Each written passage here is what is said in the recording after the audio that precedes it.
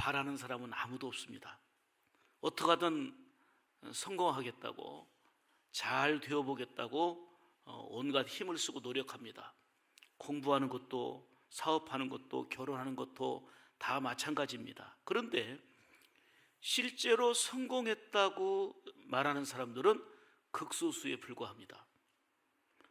스티븐 코비의 성공하는 사람들의 7가지 습관이라고 하는 유명한 책이 있습니다.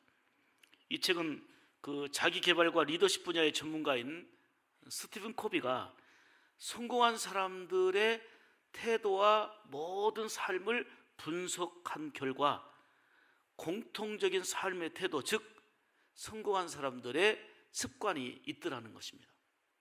이거는 70개국에 출판되어 가지고 2,500만 부 이상 팔릴 정도로 베스트셀러가 된 책입니다. 근데 이 책의 내용은 한마디로 성공하는 사람들에게는 그럴 만한 이유가 있더라는 거예요. 남다른 태도, 남다른 그러한 성공할 만한 습관이 있었다는 것입니다. 반대로 실패하는 사람들의 경우를 보면 역시 공통적인 습관이 있다 하는 얘기를 하면서 습관의 태도의 중요성을 얘기하고 있습니다. 물론 성공과 실패는 현실적으로 잘 되고 그리고 잘 안 되고의 문제가 아니라 우리가 성공과 실패의 기준을 얘기할 때는 하나님 아버지와의 관계 속에서 이 정립을 해야지 됩니다. 적어도 예수 믿는 우리, 믿음으로 사는 우리에게 있어서는 그 어떤 것을 품고 누린다 할지라도 예수님이 없으면 성공한 인생이 아닙니다. 예수님이 우리의 삶의 이유고 그리고 성공의 중심, 내용이기 때문입니다. 그러므로 모든 것이 바로 예수님 안에서 이루어져야만 하는 것입니다. 그런데 오늘날 현실은 극단적인 개인주의 그리고 물질주의 사상이 팽배해서 호화스러움은 곧 성공, 이런 개념으로 나가려고 하는 경향이 있습니다.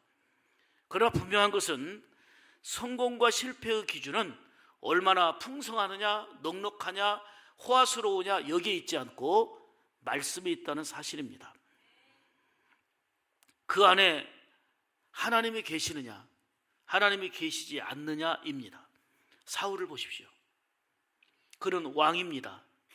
권세와 그리고 남들이 부러워하는 요건들을 많이 갖추고 있는 사람입니다. 외형적으로 보면 이스라엘의 첫 번째 왕이자 이거저거 다 갖춘 성공한 사람 중에 성공한 사람입니다. 화려하고 갖출 것 다 갖춘 성공한 사람의 표본입니다. 그런데 그는 실패의 아이콘이 되어버렸습니다. 그 이유가 무엇입니까?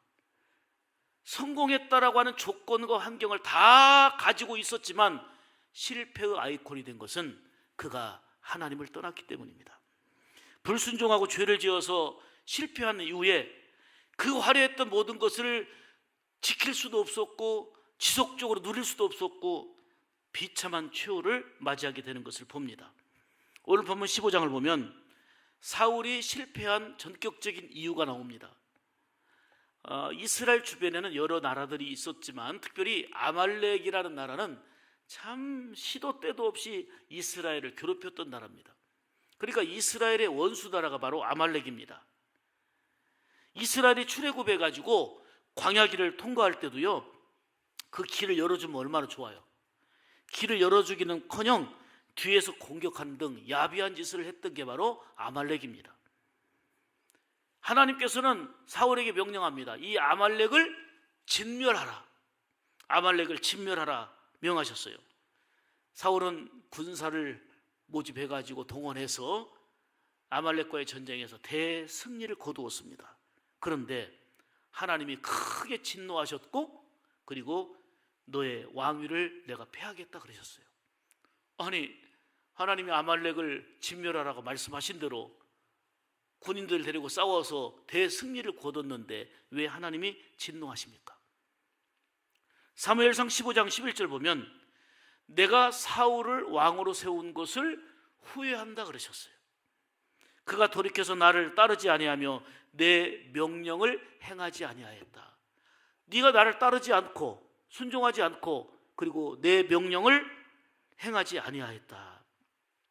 다시 말하면 사울은 하나님이 말씀하신 명령대로 순종하는 게 아니고 이거는 이렇게 해도 되겠지 하는 내 생각대로, 자기의 생각대로 행하여 순종한 것 같았지만 결국은 버림받게 되었습니다. 사무엘상 15장 23절에 보면 왕이 여호와의 말씀을 버렸으므로 여호와께서도 왕을 버려 그랬어요. 하나님의 말씀을 버린 사울을 하나님께서 버리셨다는 거예요. 왕이 되지 못하게 하셨나이다. 사울은 후일 블레셋과의 전쟁에서 비참한 최후를 맞이하게 되는 모습을 봅니다. 보세요. 사울은 성공할 수밖에 없는 현실적인 요인을 갖추고 있고 성공을 원하면서도 실패의 아이콘이 되었습니다. 그 원인이 무엇입니까? 오늘 이 말씀을 두 가지로 말씀드리면서 이렇게 이것이 성공을 원하면서도 실패했던 원인이구나. 우리가 어떻게 서야 될지를 이 말씀을 통해서 바로 정립할 수 있기를 원합니다. 첫째로 성공을 원하면서도 실패했던 이유는 말씀을 듣고도 순종하지 않았기 때문이라는 거예요. 9절 말씀 보겠습니다. 사울과 백성이 아각과 그의 양과 소의 가장 좋은 것 또는 기름진 것과 어린 양과 모든 좋은 것을 남기고 진멸하기를 즐겨하지 아니하고 가치 없고 하찮은 것은 진멸하니라. 여러분, 신앙의 기본은 하나님의 말씀을 잘 듣는 데 있습니다. 그런데 말씀을 듣고서도 순종하지 않는 것, 이게 바로 실패의 원인이다 하는 것을 사울에게서 보여주고 있습니다. 하나님은 사울에게 아말렉 족속을 진멸하라, 남기지 말고 진멸하라 말씀하신 거예요. 그런데 오늘 본문에 뭐라고 되어 있어요? 딱 보니까 진멸하려고 하니까 대승리를 거둔 것이 자기 힘이 아니고 하나님의 도우심으로 승리한 건데 마치 내 힘으로 이긴 것처럼 딱 보니까 좋은 것, 귀하게 생긴 것, 눈에 보이는 좋은 것은 놔두고 진멸하기를 즐겨하지 않았다 그랬어요. 하나님은 진멸하라 말씀하셨거든요. 진멸하지 않고 그 다음에 뭐라고 되어 있어요? 가치 없고 하찮은 것만 진멸하니라 그랬어요. 딱 보니까 욕심이 들어온 거예요.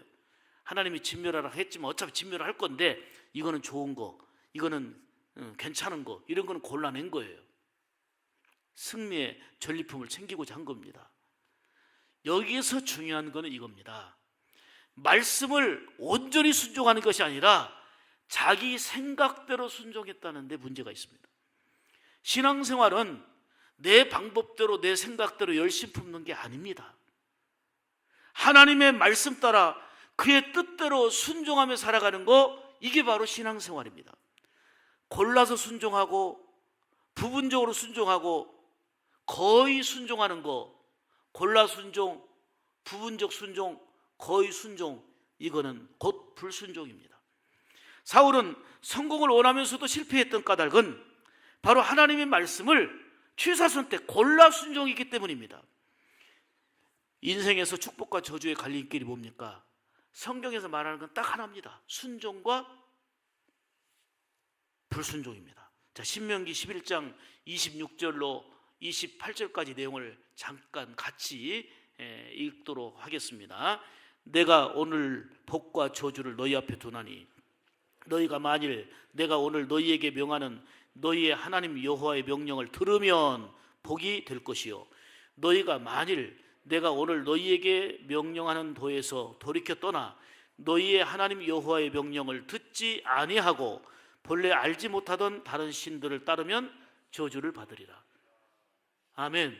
한마디로 지금 명하는 바를 듣고 순종하면 약속한 복이 있고 불순종했을 때의 저주가 이 말이라. 이 내용입니다. 이거는 신명기에 끊임없이 반복 강조하는 말씀이기도 합니다. 여기서 우리가 분명히 기억해야 될 것은 내 마음과 내 생각대로가 아닌 말씀 듣고 온전히 순종하는 것이 필요하다 하는 것을 사울의 태도를 통해서 우리가 뼈저리게 느낄 수 있고 깨달을 수 있는 내용입니다. 하나님의 말씀에 귀를 기울인 삶, 이게 중요한 것입니다. 전도서 5장 1절에 보면 더 구체적으로 말씀하는데요, 너는 하나님의 집에 들어갈 때에 내 발을 삼갈지어다. 가까이하여 말씀을 듣는 것이 우매한 자들이 제물 드리는 것보다 나으니, 이렇게 말씀합니다.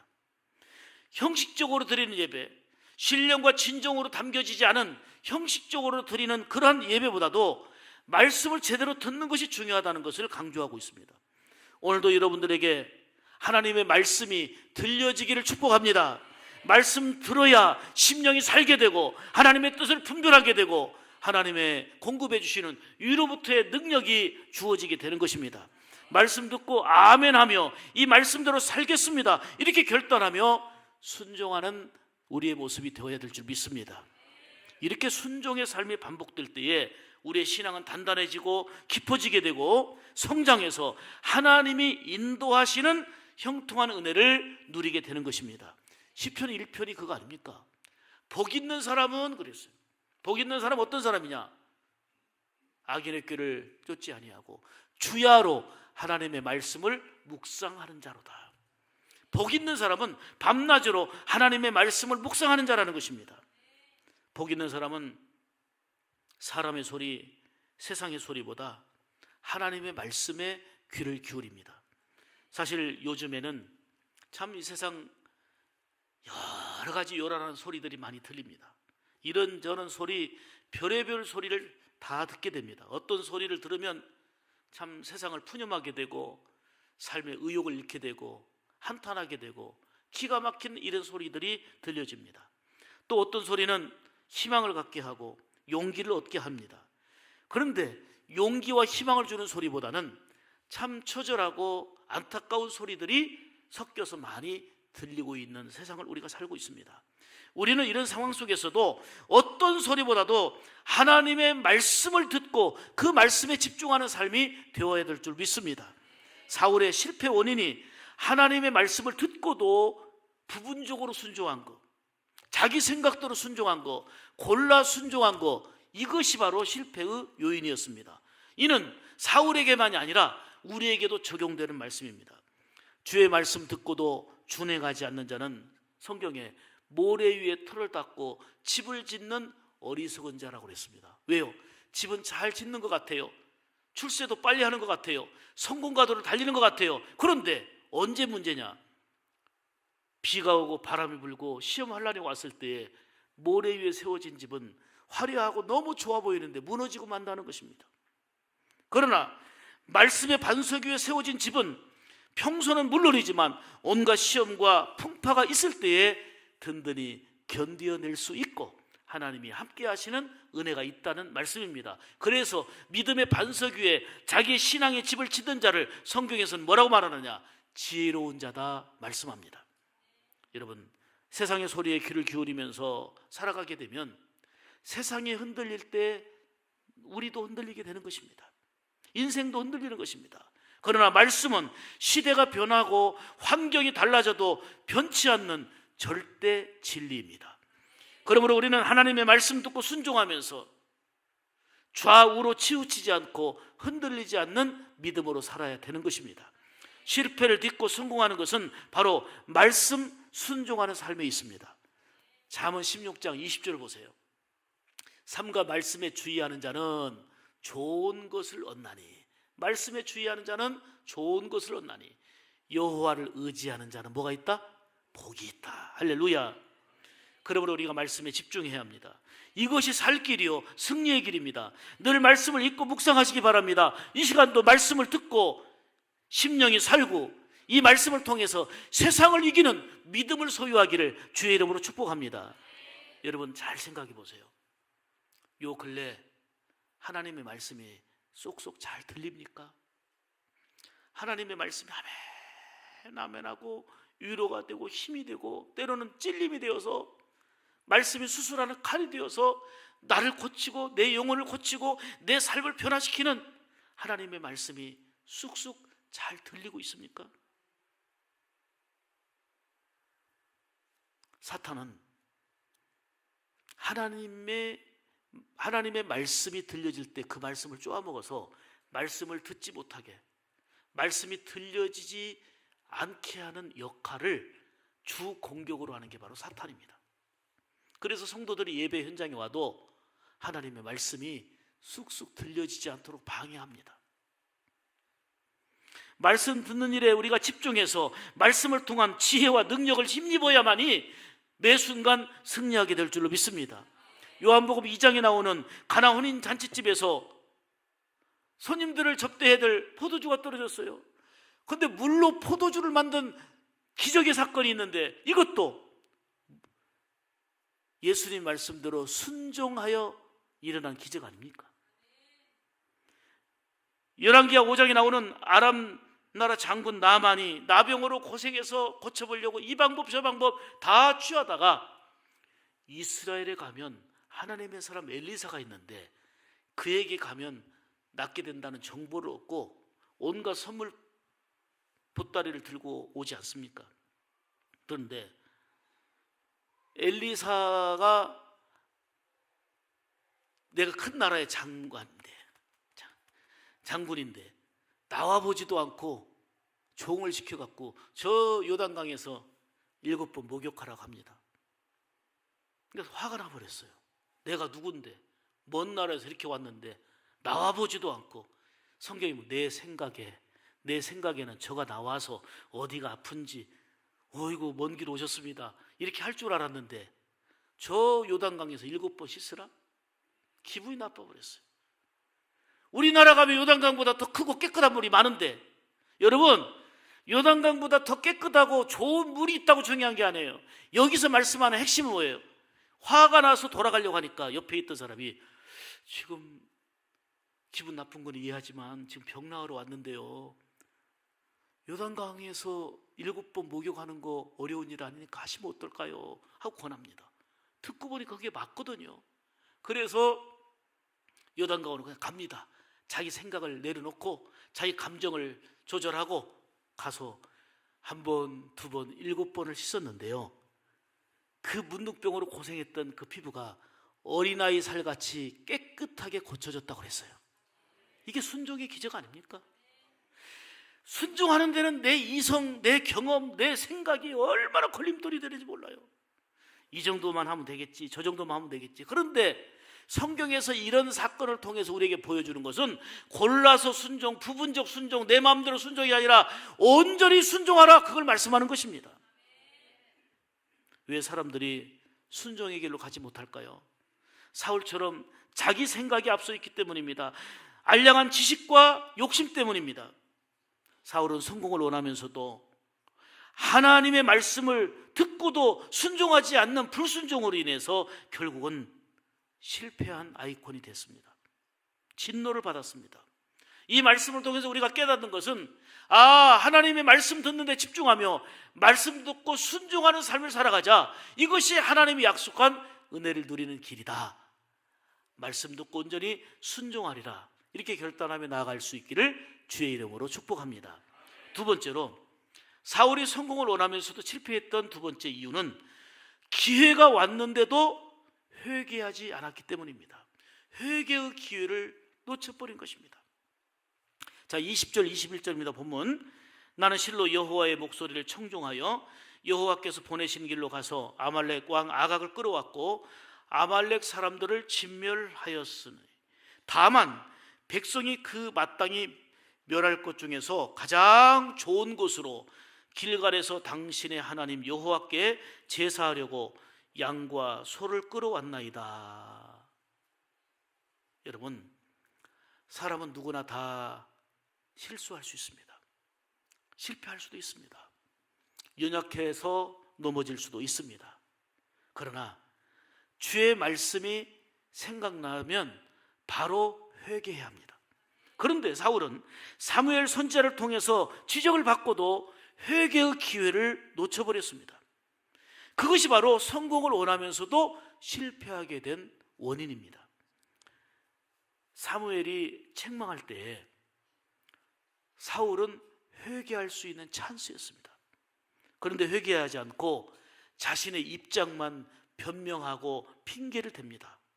좋은 말은 다 골라서 합니다. 자, 보세요.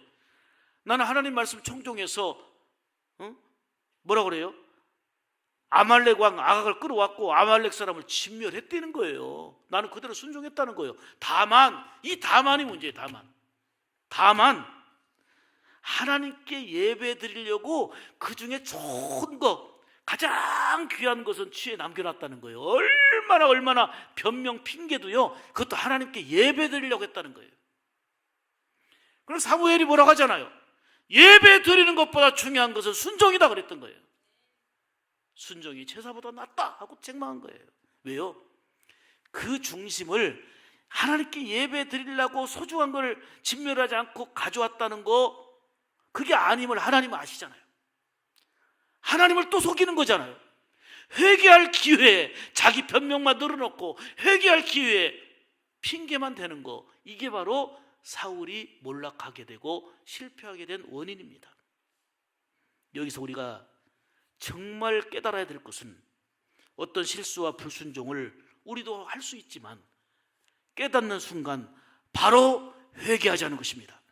내 입장에서 변명하고 핑계만 대면 성공을 원하면서도 회개의 기회를 잃어버리고 실패하게 된 사울의 길로 가는 어리석음이 되고 맙니다.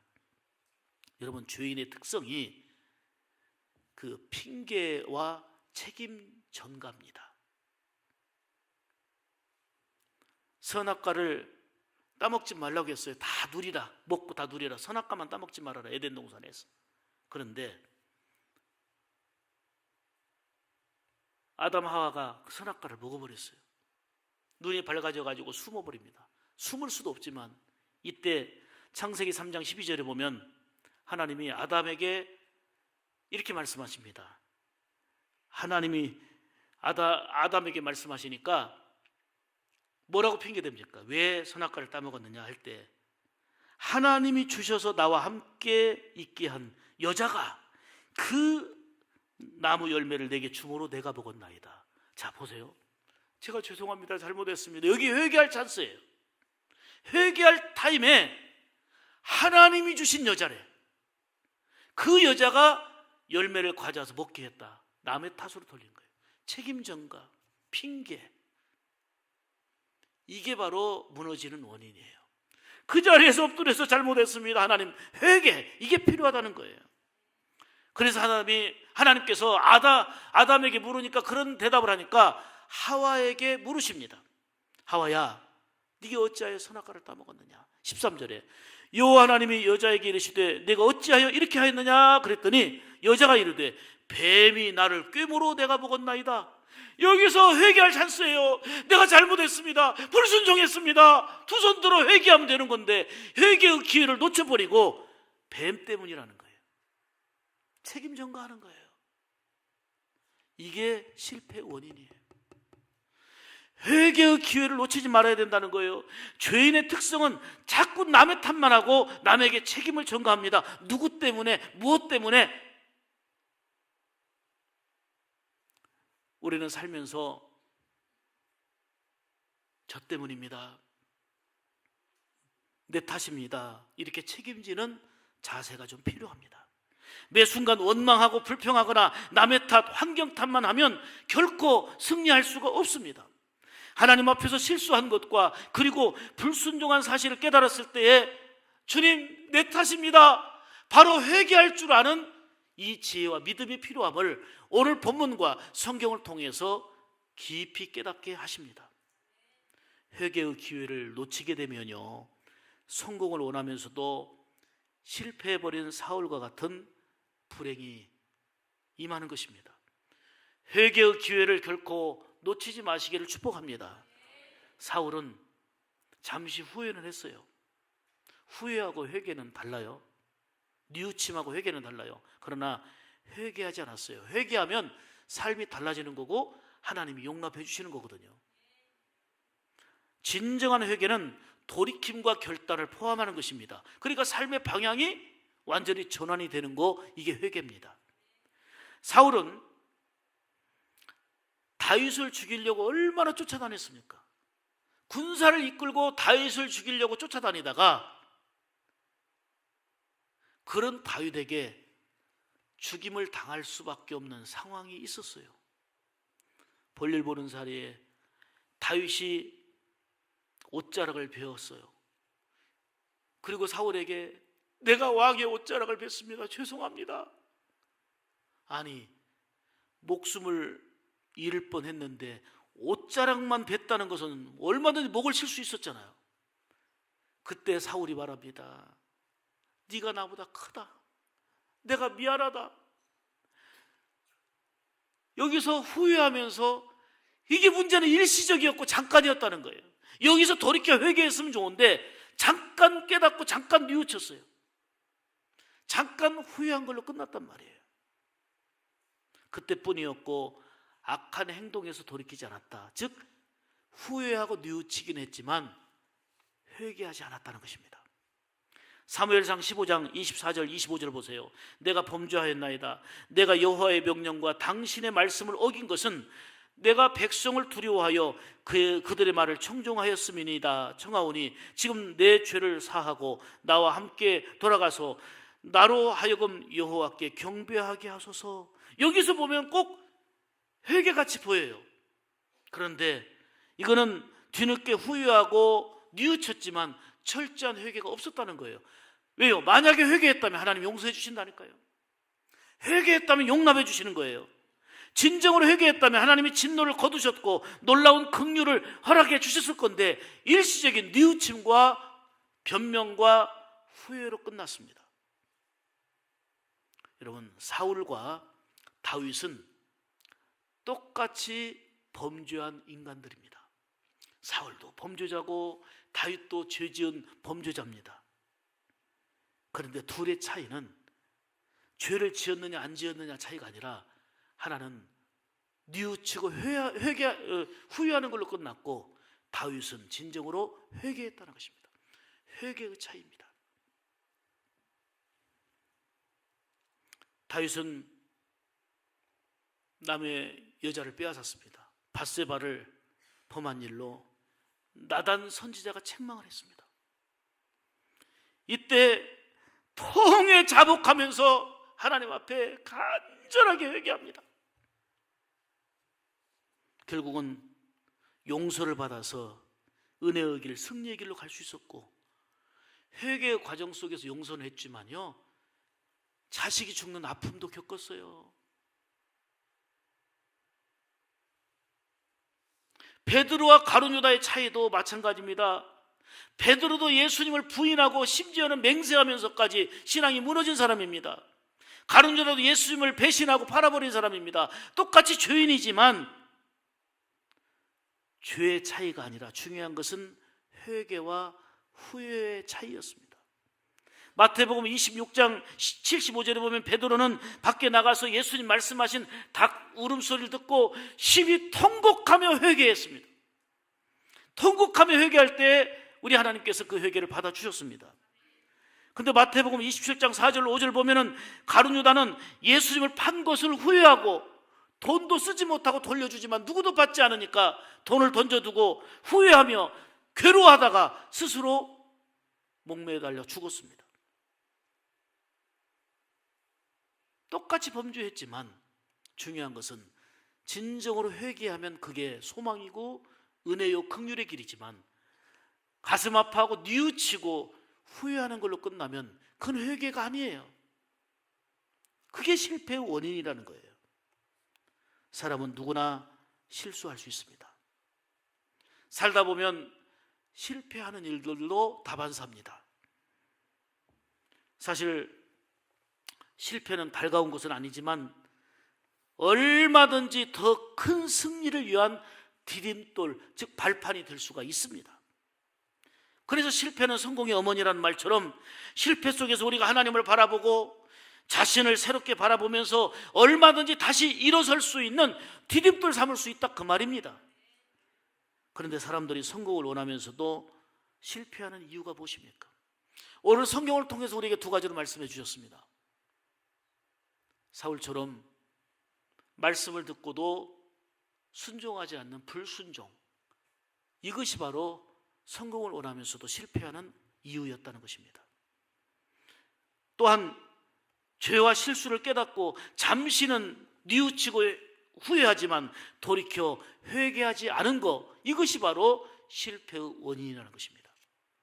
여기서 우리는 분명히 결단해야 됩니다.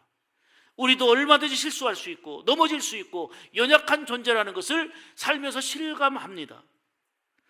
언제 넘어질지 장담할 수 없는 우리 연약한 존재입니다. 그래서 우리는 두 가지로 이렇게 결단해야 되겠습니다. 내가 실수하고 죄범한 거 이런 게 있다고 한다면 즉시 돌이켜 회개하는 역사가 있기를 축복합니다. 또한 내 생각대로 골라 순종하고 내 마음대로 순종하고 부분적으로 순종한 것이 아니라 말씀 듣고 온전히 순종하여 하나님이 약속하신 은혜의 자리에 들어갈 수 있는 이런 삶이 되기로 결단해야 될 줄 믿습니다. 온전한 순종과 진정한 회개를 통해서 하나님이 원하시는 복된 긍휼과 그리고 은혜 안에 굳게 설 수 있는 우리 성도들에게 귀한 생활 되기를 주님의 이름으로 축복합니다. 축복합니다. 기도하겠습니다.